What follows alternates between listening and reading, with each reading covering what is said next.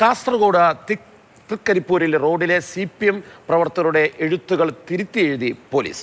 CPM എന്ന് ഇംഗ്ലീഷിൽ എഴുതിയത് പോലീസ് നോ ക്രൈം എന്നാക്കി മാറ്റി. റോഡുകളിലെ ബാനറുകളും കൊടികളും തോരണങ്ങളും പോലീസ് നീക്കം ചെയ്തു.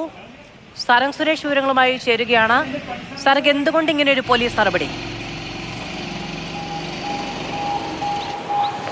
മാധു, മാർച്ച് ആദ്യ വാരത്തിൽ കാസർഗോഡിനെ സംബന്ധിച്ച് പ്രധാനപ്പെട്ട ഒരു പെരുങ്കളിയാട്ടം, അത് തൃക്കരിപ്പൂരിലെ രാമവില്യം പെരുങ്കളിയാട്ടം നടക്കാൻ പോവുകയായിരുന്നു.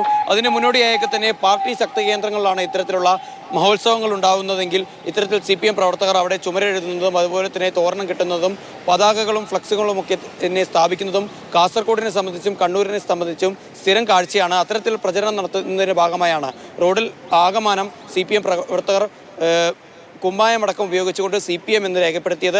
പിന്നീട് അതിന് തൊട്ടു പിന്നാലെ തന്നെയാണ് ചന്തേര പോലീസ് സ്റ്റേഷനിലെ ഉദ്യോഗസ്ഥർ സ്ഥലത്തെത്തി CPM എന്നെഴുതിയത് നോ ക്രൈം എന്നാക്കി മാറ്റിയത്. അതിന് കൃത്യമായൊരു വിശദീകരണവും പോലീസ് ഉദ്യോഗസ്ഥർ നൽകുന്നുണ്ട്. കാരണം ഇന്ന് CPM പ്രവർത്തകർ ഇത്തരത്തിലുള്ള ഒരു പ്രചരണം നടത്തി കഴിഞ്ഞാൽ തൊട്ടു പിന്നാലെ അവിടെ ഒരു ഏതെങ്കിലും തരത്തിലുള്ള ഒരു അക്രമം ഉണ്ടാകാനുള്ള അല്ലെങ്കിൽ മറ്റേതെങ്കിലും രാഷ്ട്രീയ കക്ഷികളും വന്ന് സമാനമായ രീതിയിൽ അവിടെ ഒരു എഴുത്തുകുത്ത് നടത്താനുള്ള സാധ്യതകളുണ്ട്.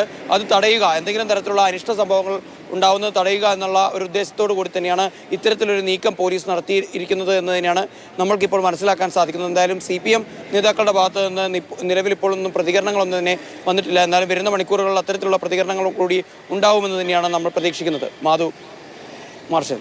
ശരി, സരംഗ് സുരേഷാണ് വിവരങ്ങൾ നൽകിയത്. റോഡിൽ CPIM എന്നെഴുതിനെ രൂപഭേദം വരുത്തി നോ ക്രൈം എന്നാക്കി മാറ്റുകയാണ് പോലീസ്.